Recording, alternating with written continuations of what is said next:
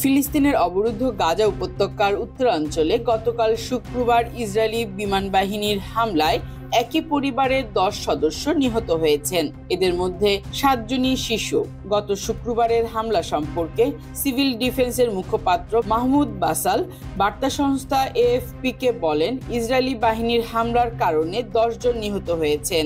তারা জাবালিয়ার দক্ষিণ পশ্চিমাঞ্চলের জাবালিয়ায় আল নাজলা এলাকায় নিজ বাড়িতে বিমান হামলার শিকার হয়েছেন। নিহত 7 শিশু সহ বাকিরা সবাই একই পরিবারের সদস্য।